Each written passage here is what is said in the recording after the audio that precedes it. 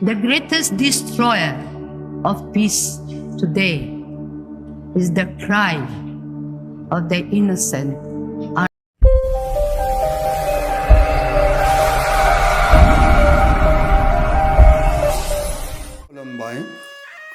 Anjagra gassै आइ आफारि बिदा फंबाय आरो बिब' बिनानावमोन दिनै आं नोंथांमोननिसिम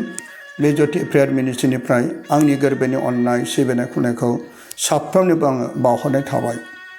दिनै आं नोंथांमोननिसिम बे सावगारिखौ लाबोनायाव मोनसे दुखु गोनां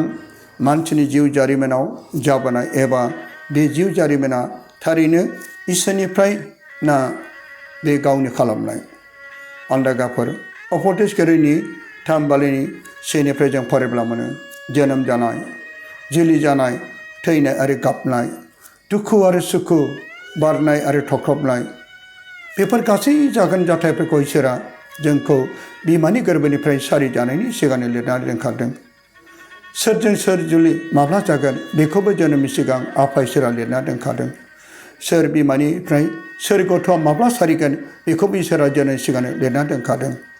आरो बे बुहुमनिफ्राय सोर माब्ला रुंसारि जालांगोन बेखौबो इसोरा जोनोमनि सिगांनो लिरनानै गालांदों आरो सोरनि जिबनाव मा घटना मा जाथाय जागोन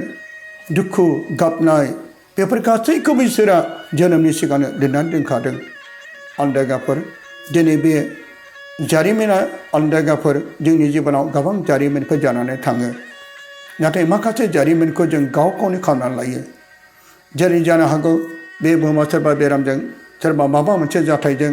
बे बुहुमनिफ्राय रुंसारि जालांबाय एबा सोरनिबा जिबनाव माखासे रंजानाय माखासे गाबनाय माखासे माब्लाबा गोरोबनाय माब्लाबा गावस्रानाय बेबायदिनो गोबां मानसिनि जिबनाव गोबां जारिमिनफोर दं नाथाय जाय जारिमिनफ्रा साननो हागौ सोरखौबा नोङो जिना हारि खालामोब्ला सोरखौबा मानसि बुथारथारोब्ला बे इसोरनिफ्राय एबा नोंनि जिउनि जारिमिनाव बे गाज्रि जारिमिन आन्दायगाफोर बे इसोरनिफ्राय लिरखानाय नङा आं गावनि आथिङावनो रुवाखौ दानानै लायोब्ला बे इसोरनिफ्राय लिरखानाय नङा जानो हागौ सोरखौबा नोङो लानानै खारबाय सोरजोंबा नोङो इनाय फाबाव गोलैबाय बे इसोरनिफ्राय फैनाय नङा बे गावनो खालामनाय गावनो मावनाय बे गावनि मावनाय पापनि बे जाथाया बे गावनिफ्राय नाथाय बिदि होननानै गोथार बाइबेलनि बायदि जोनोम थैनाय गाबनाय दुखु सुखु बारनाय आरो थख्रबनाय बेफोर गासैखौबो इसोरा जोनोम सिगांनो लिरना दोनखादों होननानै जों बेबायदि इनाय पाप मावनायफोरखौबो बेजों सरजाबोब्ला नाथाय बे जोंनि गेदेर गोरोन्थि दा आन्दायगाफोर बे दुखु गोनां बाथ्राखौ लानानै जोंनि मादार टेरेसाया जेरै बियो थैनायनि सिगां गोबांथार दुखु गोनां बाथ्राजों बियो इंलिसनि रावै बे फोरमायलांदों आन्दायगाफोर दिनै बेखौनो आङो नोंथांमोना फै खोनासं बे मादार टेरेसाया मा बुंदोंमोन आरो बेखौ आङो दिनै बर'नि गाहायाव लिरनानै होदों आरो बिनि इंराजि रावैनो सुंद' रावै बे माखासे बाथ्राफोरखौ लानानै जाय देरसिन सान्थिनि फोजोबस्रांग्राया सोर बे बुहुमाव देरसिन आरो गेदेरसिन सान्थिखौ फोजोबस्रांग्राया आन्दायगाफोर दिनै गोरबोनि गथ' बुथारनाय गोबांथार जोनोम मोनै गथ'फोरखौ जेरै बे हादोराव गोबां बुथारगासिनो दं बेनो जादों बे हादरनि देरसिन सान्थिखौ फोजोबस्रांग्रानि लामा बेनिखायनो आन्दायगाफोर दिनै नोंथांमोना बेखौ नायदो नाय जों दान्दिसे खोनासंनि मादार टेरेसाया मा बुंदोंमोन The greatest destroyer of peace today is the cry of the innocent unborn child. If a mother can murder her own child in her own womb, what is left for you and for me to kill each other? Even in the scripture, it is written, even if mother could forget her child, I will not forget you. I have carved you in the palm of my hand. But today, millions of unborn children are being killed. But nobody speaks of the millions of little ones have been conceived with the same life as you and I. जों मादार टेरेसानि बे बिबुंथिनिफ्राय जोंबो जिउआव मिथिनो मोनबाय नंगौ थारैनो मादार टेरेसाया थैनायनि सिगां गोबांथार जिउआव नांनाय बे बोसोनफोरखौ जोंनो मिथिहोनाया गोथार बाइबेलजों लोब्बा लाफानानै बिथाङा जेरै बुंलांदों आरो दिनै बे गोथार बाइबेलाव थारैनो बिथांजोनि बुंलांनाय बाथ्राया दंमारोना गैमारा आं दिनै नोंथांमोननो बे बोसोनखौ लाना एसे मिथिहोनो थाखाय सानदों मानोना जेसे नाबिनि 49 बालामनि 15 सिरियाव जोङो मिथिनो मोनो सोरबा बिमाया गावनि आहार सोबग्रा गथ'खौ बावनो हागौ खोमा एबा गावनि फिसाख'नि फिसाज्लाखौ अननाय नङा खोमा बिसोरो बावगारनो हागौ नाथाय आङो नोंखौ बावनाय नङा दिनै बे बोसोना जोंखौ मा फोरमायदों जोङो गावनि फिसाखौ जाय बिमाया गोरबोआव 9 मास 9 दिन लानानै फिसाखौ जोनोम होदों आरो बे जोनोम होनाय फिसाखौ रावबो बिमा आरो बिफाया जाय गोथार गोसोनि अनसुलि बिमा अनसुला बिफाया मालाबाबो गावनि फिसाखौ मालाबाबो बावनाय नङा जाय बे दुखु आरो सुखुआव गोबांथार सैनांनानै जाय बिमाया जेरै 9 मास 9 दिन लानानै बे फिसाखौ जोनोम होदोंमोन आरो बे गोबांथार अननाय होनानै बे फेदेरो आरो फोलावो बे अनसुलि आरो इसोरजों दैदेनजानाय बिमाया जाय अनसुला इसोरजों दैदेनजानाय बिफाया बे मालाबाबो गावनि आंगो फिसाखौ मालाबाबो मुगैया मालाबाबो बावनाय नङा जेरै देरखानाय फिसाखौ जों अनो गावनि फेदेरनाय फोलावनाय फिसाखौ जोङो अरायसम नांगौमानिखौ जों होजोबो बिनि दुखु आरो सुखुआव जों जेब्लाबो बिमा बिफाया खोनासङो बिनाय मानिखौ होजोबो बेबायदिनो मादार टेरेसाया नैबे बाइबेलजों लोब्बा लाफानानै फोरमायदों जेरै जोङो गावनि फिसाफोरखौ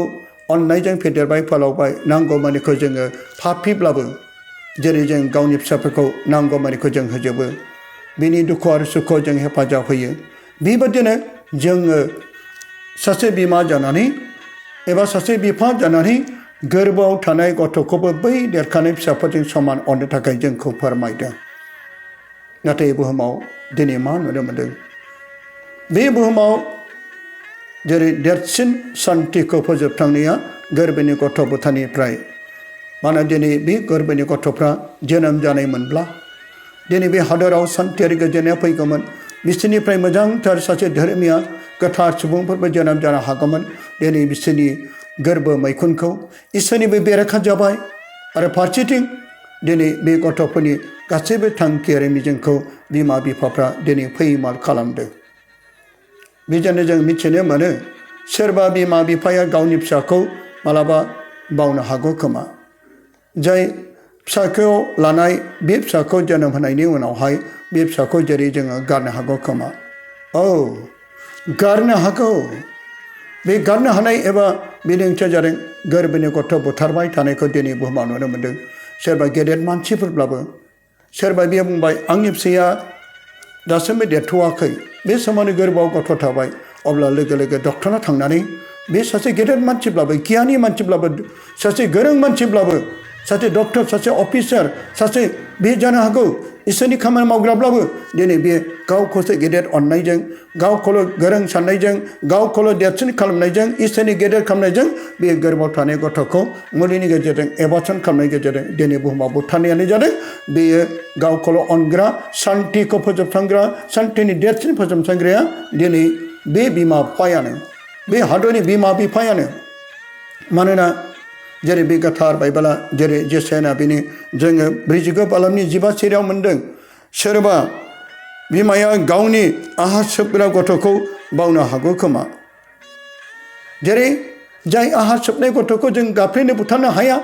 बेबायदिनो दिनै जोंखौ फोरमायदों गावनि बिमाया जेरै गावनि आहार सोबनाय गथ'खौ जोङो मालाबाबो गारहरा बुथारा बेबायदिनो बावनो हाया नाथाय बावनोबो हागौ गारनोबो हागौ फाननोबो हागौ जेरै गोबां बिमाफ्रा अन्थाइ बिखा बिमाफ्रा माबायदि खालामदों गारदों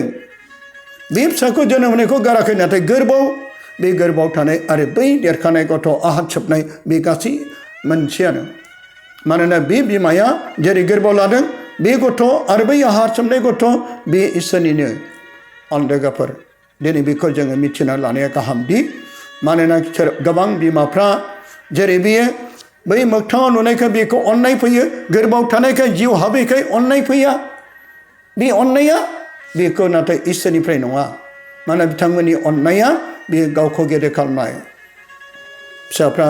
देरथ'वाखै एबा गुबुन गुबुन थांखि लानानै खायसे बिमा बिफाफ्रा गोरबोआव लानाय गथ'फोरखौ बुथारनायफोर जोङो गोबांथार नुनो मोनो बिनि दाया बिनि बिसारा जोबनायाव आन्दायगाफोर मानोना दिनै गावनि फिसाफोरखौ गुबुननो फाननाय गावनि फिसाफोरखौनो बेबायदिनो माखासेफ्रा एनायजों बुथारनाय गोबांथार जों बे हादोराव गोबांथार जारिमिनफ्राव जोङो गोबांथार जाथायफ्राव जोङो नुनो मोनो बेनिखायनो दिनै गोथार बाथ्रा बुंदों सोरबा बिमाया गावनि आहार सोबनाय गथ'खौ बावनो एबा गारनो हागौ खोमा औ बावनो हागौ गारनो हागौ नाथाय इसोरा मा बुंदों नाथाय बे गोथार बाइबेला जोंखौ बाहाय फोरमायदों बिसोरो बावगारनो हागौ नाथाय आङो नोंखौ बावनाय नङा नायदो इसोरनि अननाया जायनि बिखौना इसोरनि अननाय दं इसोर दं बे जेब्लाबो बिबो बावनाय नङा गारनाय नङा बेनिखायनो अनदायगाफोर आंनि गुरै खावलायनाय बिमा बिफाफोर जायफ्रा गोरबोआव गथ'फोर दं जायफ्रा आरो जुलि जागोन बिसोरखौ आं गुरै खावलायहरो नोंसोर अननानै गोरबोआव लानाय गथ'खौ मालाबाबो नोंसोरो मुलिनि गेजेरजों गावखौ लब खालामनानै गावखौ गेदेर खालामनानै आरो जोनोम होनो गोसो गैयै जानानै अननानै गोरबोआव थानाय गथ'खौ नोंसोर अननानै दा बुथार दिनै बे गथ'फ्रा गाबदों आयै आफा मामा बाबा आंबो थांनानै थागौमोन गोबां मिजिं गोबां थांखि दङमोन आन्दायगाफोर दिनै बिसोर गाबदों आं गोबांथार दुखु मोनो गाबनो ओंखारो गोबां मानसिफ्रा दिनै आंनाव फैनानै काउन्सिलिं लानायफ्राव गासैखौबो बांसिनखौनो मोनो 100नि गेजेराव 80 जन एबा 80% जेरै बेबायदिनो गावनि गोरबोआव थानाय गथ'खौ बुथारनायाव जेब्ला आंजों काउन्सिलिं लायो आं अब्ला गोबां मैखुना गावो फिसाफोरनि मानोना गोबां बिमाफ्रा खोन्थायो गोबां बिफाफ्रा खोन्थायो सम सम बे गोरलै गथ'फोरनि बामनाय खुदुमनाय बिखा बजबनाय बानाय गोबांथार मानबायनाय बेफोरखौ बिसोरो सिमांफोरनि गेजेरजों मिथिनो मोन्दों बिसोर सानदों बे सिमाङाव आंहा गथ' मोनबावगोन नामा नाथाय बे नङा जाय गथ'खौ नोङो बुथारबाय जाय गोरबोआव थानाय गथ'खौ नोङो एबर्सन खालामबाय बै गथ'फोरनि जिउआव थांनानै थानायनि मिजिंखौ नोंनो फोरमायदों आंबो नोंजों अनजागौमोन आइ आफा आं नोंसोरजों बामजागौमोन बेसेबां इसोरनि गेदेर अननायजों बे बुहुमा समायना जागौमोन जाय बिमाफ्रा गोरबोआव थानाय गथ'खौ बुथारनायजों बे सिमांफोरनि गेजेरजों फोरमायफैदों गावसोरनि थांनानै थानायनि गोथार मिजिं आसाखौ मानोना गथ'फोरखौ जेरै बिमाया बे बिसिनायाव फुथुयोब्ला गाबोब्ला बे गाबनाय समाव बिमाया आहा दङब्ला बामखाङोब्ला बे दलद थागोन गोजोननाय मोनगोन बै गथ'फ्रा जों सिमाङाव अनजानाय बामजानाय खुदुम जानाया जादों नोंखौ अनजानो एबा जोनोम होजानो लुबैदोंमोन बेखौसो फोरमायफैदों नाथाय दिनै नोङो गावनि गोरबोआव थानाय गथ'खौ बुथारबाय नोङो बे बुहुमखौ धंस खालामबाय सान्तिखौ फोजोबस्रांबाय बिमा जानो समाया बिफा जानो समाया दिनै जोंखौ बेखायनो गोथार बाइबेला जोंखौ बाहाय फोरमायदों अनदायगाफोर जों मिथिगौ जेरै जों आरो अनदायगाफोर जों मिथिनो मोनबावदों जेरै मानोना 1 तिमथिनि 2 बालामनि 12 सिरियाव 1 तिमथिनि जेरै अनदायगाफोर जोंखौ आन्थाय बियो फोथायनाय आरो अननाय आरो फोथारजानायाव थर लानायजों लोगोसे थाब्ला बे गथ' सारिनायजों बोखांजागोन अनदायगाफोर जायफोरनि जिउआव फोथायनाय दं जायफ्रा बिनि मैखुना थर गोनां आरो बेबायदिनो फोथार जानायाव थर लानायजों लोगोसे थाब्ला जायहा इसोरनि अननायजों गोथार जाबाय फोथार जानाय जाबाय इसोरनि अनदायगाफोर जोङो जायफ्रा गावनि फिसाखौ सारियोब्ला अब्ला बियो इसोरनाव जे बोखांजागोन बेनिखायनो गथ'खौ मालाबाबो जोङो डक्टरनि हेफाजाब लानानै मुलिनि हेफाजाब लानानै जों गोरबोआव थानाय गथ'खौ नों मालाबाबो आद्रिथा खालामसै दा बुथारसै अब्ला अनदायगाफोर जायफ्रा गावनि गोरबोआव थानाय गथ'खौ बियो सारिगोन बे न'खरा बोखांजागोन बे न'खरा बासायजागोन जानांगौ नोंनि गोरबोआव थानाय गथ'आ सारिनाय मोनब्ला देरनानै बे सानसे समाव गोथार मानसि जागौमोन सासे दौरि जागौमोन सासे रेभारेन्ड जागौमोन पास्टर जागौमोन जानांगौ सासे बियो फादार जागौमोन जानांगौ बियो सासे गिदिर अफिसार जागौमोन इन्जिनियार जागौमोन बे बुहुमखौ बे गुबुंले बुहुमखौ बियो गोथार खालामगौमोन दिनै बेखौनो नोङो बेरेखा मावबायब्ला नों बिमा जानो एबा बिफा जानो समायथाव नङा अनदायगाफोर जेरै जोङो गोथार बाइबेलाव कायेननि सोमोन्दै मिथिनो मोनो जेरै गोथार बाइबेलाव जाय कायेना बियो गावनि फंबायखौ बे अननो गोसो गैयामोन फंबायजों लोगोसे बे इसोरखौ ज' खालामनायाव गोसो गैयामोन बेनिखायनो बियो सानसे समाव फंबाया बुंदोंमोन थ' आदा जों सानैजों बै हाजोआव इसोरनि बोलि बावहैनो नाथाय बिनि गोसोआ बेरेखा जायनि थाखाय बे हारसिंखाय बियो लोगोसे इसोरखौ खुलुमनो गोसो गैया जोंनि गोसो मैखुनाबो मालाबा हारसिं एकता हारसिङै जेब्लाबो गोसो अब्ला सैताना बेजों लोगोसे थाफायो लोगोसे ज' अनलायनाय न'खराव इसोर थायो गोबां न'खराव जयै खुलुमनाय गैया गोबां न'खराव इसोरखौ जयै आर'ज खालामनाय गैया गोबां न'खरनि बिमा बिफाजों ज' रायलाया गावनि बिसि फिसायजों लोगोसे मोजां सावरायलाया बिमाया आलादा बिफाया आलादा जानायफ्राबो आलादा इसोर खुलुमनायाथ' गोजानाव दिनै अनदायगाफोरजों दिनै बे न'खरनि जारिमिनफोरखौ जों नुनो मोन्दों जाय खायना गावनि फंबायजों लोगोसे बे इसोरखौ खुलुमनो गोसो गैयै जादोंमोन जेब्ला बिसोरो इसोरखौ खुलुमनो थांनायाव नाथाय इसोरा कायेननि होनायखौ नाजावाखै नाथाय हाबिलनि होनायखौसो इसोरा नाजावदों बे साबसिन हामसिन गुफुंसिन फालोनि मेन्दाखौ बे इसोरनि बोलि बावदोंमोन आरो बियो आबाद मावग्राखाय कायेना गाज्रिसिन गेसावफोरखौ बेनो बोलि बावदोंमोन इसोरा बिनि होनायखौ नाजावाखै दाउसेन फासाव खनजादों इसोरा हाबिलनि होनायखौ नाजावबाय माने बिनि गोसोआ गोथारमोन दिनै अनजायगाफोर जों बेजों आरोबाव जों मा सोलोंदों मानोना दिनै बे सोलोंनाया जोंखौ ज' खौसे अनलायनायजों इसोरखौ आर'ज खालामनो थाखाय जेब्लाबो इसोरा जोंखौ लेंहरदों हाबिलनि बेबायदि मोजां इसोरनि नाजावनायखौ नुनानै नाथाय बिनि गोसोआ बेरेखा जाबावबाय आरो बेनिखायनो सानसे सानबाय बे हिंसा जाबाय बोराबनाय जायनाव हिंसा जायनाव बोराबनाय जायनि गोसोआव गाज्रि साननाय बिसोरसो गोरबोनि गथ'खौ बुथारनो हायो जानो हागौ नों धोरोमनि खामानि मावग्रा जानो हागौ जानो हागौ नों सासे गेदेर अफिसार जानो हागौ जानो हागौ नों सासे गेदेर मानसि जानो हागौ समाजनि दैदेनगिरिबो जानो हागौ नों लिडारशिपबो जानो हागौ नों सासे इन्टेलेक्सुवेलनि मानसि जानो हागौ नाथाय नोङो इसोरनि अनजाग्रा फिसाब्ला नोंबो जेरै कायेन बायदि जानो नाङा बिनि गोसोआव बेरेखा बिनि गोसोआव जेरै हिंसा बे कायेननि बादि आरो गोबांथार बे हादराव जेरै सुथ्रु आरो देरसिन शान्तिनि सुथ्रुआ बिमा बिफाया गावनि गोरबोखौ बुथारनायानो देरसिन डिस्ट्रय खालामनाया जाय मादार टेरेसानि बिबुंथियाव जों नोंथांमोना खोनानो मोन्दों अनजायगाफोर बेनिखायनो मानसि बुथारनायाव दिनै जों बेखौबो मिथिनो मोनो कायेना गावनि फंबायखौ सिरि लांनानै अब्ला बियो बबे मा खालामदों बे अन्थाइजों देथारदों बे सानदोंमोन रावबो नुनाय नङा इसोरा नुनाय नङा बिमा बिफा नुनाय नङा नाथाय इसोरा नुबाय बेखौ गाबज्रिदों कायेन नों बबाव दं अब्ला बे समाव जाय गावनि गोसोआ गाज्रि बेरेखा आरो बियो बुंबाय मा आंनि फंबायनो आङो बेनि सुखिदार नामा आं बेखौ नेग्रा नामा नाथाय इसोरा बे गासैखौ नुदों दिनै नोङो नोंनि फंबायखौ नोङो सिरि नों लांनानै बुथारहैबाय जायनि थाखाय इसोरनि साव मोन्दों जोंबो दिनै गावनि गोरबोनि गथ'खौ बुथारब्ला इसोरनि सावखौ मोनखाबाय अनजायगाफोर दिनै बेजों जों मा मिथिबावदों जाय हाबिला बुथार जानायाव बेनि जिउआ गनायनि सिगां बेसेबां बाब्राब गाबदों आदाखौ डाक्टर आइयै आफानो गाबजेदों बेबायदिनो गोरबोआव लानाय गथ'खौ नोङो बुथारनो बिसि फिसाजों सावरायदों जों गथ'खौ खांथ'लिया थ' डक्टरनाव थांसै बे समावबो इसोरा गाबदों बे समाव नोंनि गोरबोआव थानाय गथ' गाबदों बे गाबनायखौ नोङो खोनासंनो मोनाखै नुनो मोनाखै मिथिनो मोनाखै नाथाय जिउआव इसोर दंब्ला जिउजों नों मोनदां हरनो हागौमोन नाथाय गोबां बिमाफोर गोबां बिफाफोर अन्थाइ बिखा बे कायेननि जिउजों दैदेनजानाय अब्ला बे मानसि बुथारबाय दाना अनजायगाफोर मानोना जों मिथिनो मोनो गोथार बाइबेलाव जेरै दशकमाव जेरै जों बाथियाव जों मोन्दों मानसि दा बुथार सानदों नामा जों देरखानायखौल' सिखा रुवाजों सानो सिलाय खामानिजों सोरखौबा बुथारनाय देरथारनायखौ दानथारनायखौल' मानसि बुथारनाय नाथाय बे गोरबोनि गथ' बुथारनायानो जादों बुहुमखौ डिस्ट्रय खालामनाय सान्थिखौ फोजोबस्रांनाय सुथ्रुआ नोंनो अनजायगाफोर जेरै गोथार बाइबेलाव माथाइनि 5 निजिसे सिराव लिरनाय दङ नोंसोर खोनाबाय जोंखौ गोदोनिफ्राय खोनाबायदों गोदोनो बेफोरखौ मानसिफोरनो फोरोंदोंमोन गोदोनिफ्रायनो जुग बोसोरनिफ्राय जोंखौ इसोरा फोरोंबोदों गोबां बिदा फंबायफ्रा फोरोंदों गोबां गियानिफ्रा फोरोंबोदों नोङो मानसि दा सिथार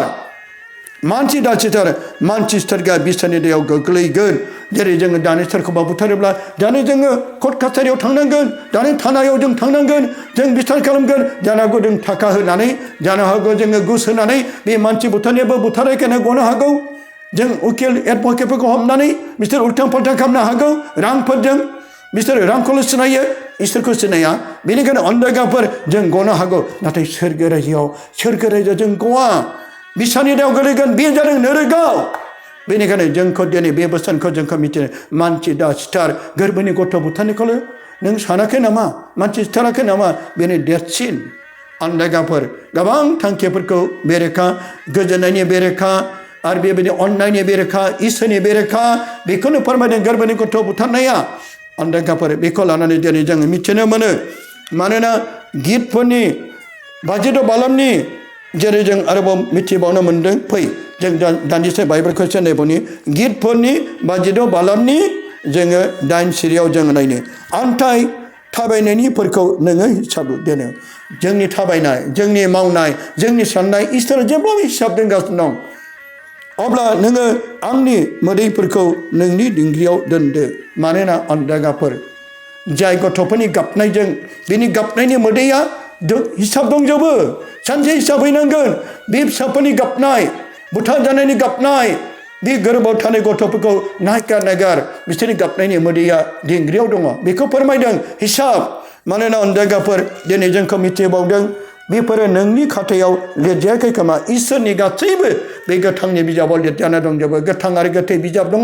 बेनिखायनो जोंखौ दिनै बिजों फोरमायदों जोङो अनदायगा आइ आफानि बिदा फंबायफोर सोरबा बिदि थांखि लादोंब्ला दिनैनिफ्राय जों बे खामानिखौ जों बे सैताननि खामानिखौ जों ज्राब गारनानै जों अनलायनायजों गावनि गोरबोआव थानाय गथ'खौनो जोनोम हो सानसे बे गथ'आ नोंनि गेदेर अननायजों गेदेर मानसि जानो हागौ मानोना अनदायगाफोरजों मानसि बुथारनाया बेखौनो फोरमायबावा सोरबा गुबुन धोरोमनि सायावबो जोङो मेगन सायो सोरबा बे धोरोमनि खामानि मावग्राफोरनि सायाव गाज्रि बिसार खालामो सोरबा दिनै मिनिट लानानै निन्दि लायो बिनि सायाव सोरबा बिसार खालामनो थाखाय दाय हमो बेबायदि गोबां मानसिफोर जोंनि गेजेराव दङ अब्ला 1 जन 3 बालामनि 15 सिरियाव जों फरायब्ला मोनगोन गावनि बिदा फंबायखौ मुगैग्रा साफ्रोमबो मानसि सिथारनाया जादों जोंनि बिदा फंबाय बिमा बिफानि बिदा फंबायखौ फोरमाया बे धोरोमनि गुबुन जाथिनि बे गासैबो जोंनि बिदा फंबायफोर बिसोरखौबो जेरै जों मुगैयो बे गुबुन धोरोमनि जों बेखौ बुथारनांगौ बै गुबुन मिसननि बेखौ जोङो मुगैनांगौ बेबायदि गुबुन लानानै गोबांथार दिनै मिसन लानाय जोंनि गेजेराव निन्दिलायनाय मुगैलायनाय गोबांथार फैदों सोरबा गुबुन धोरोमनि बिदा फंबाय बुङो खाथिफ्रा मुर्थि खुलुमग्रा खाथिफ्रा धुप सावग्रा खाथिफ्रा बेबायदिनो मारियामखौ खुलुमग्रा गोबां निन्दिनायजों बेबायदिनो धोरोम प्रसार खालामदोंब्ला बे मानसि सिथारनाय समान पाप बेनिखायनो जोंखौ इसोरा बिदि थोनाखै अनदायगाफोर गोबां डक्ट्रिनफोरखौ गावबागाव लानाय खुलुमनाय सोरखौबा बे धोरोम लानाबो दा निन्दि सोरखौबा नों मुगैनो नाङा बेनिखायनो फैदो अनदायगाफोर दिनै जोङो बे मादार टेरेसानि माखासे बोसोनफोरखौ जों खोनानो मोनबाय आरो दिनैबो आङो गावनि बिमानि रावै बाइबेलनि बाथ्राखौ लानानै जोङो मानसि सिथारनाया गेदेरथार बिसाराव गोग्लैगोन जोङो मानोना मानसि सिथारनायानो जादों गोरबोनि गथ' बुथारनायखौ लानानै जेरै मादार टेरेसा फोरमायदों बेनिखायनो जों सान्थि आरो गोजोननायखौ लाबोनोब्ला दिनैनिफ्राय बेबायदि हाबानिफ्राय गोजानाव थानानै गावनि गोरबोआव थानाय इसोरनि हरनाय दानखौ नोङो इसोरनि मुङै सारिदो जोनोम होदो बुहुमखौ गोजोनाव लाबोदो बेखौ बुंनानै फोजोबबाय गोजोन्थों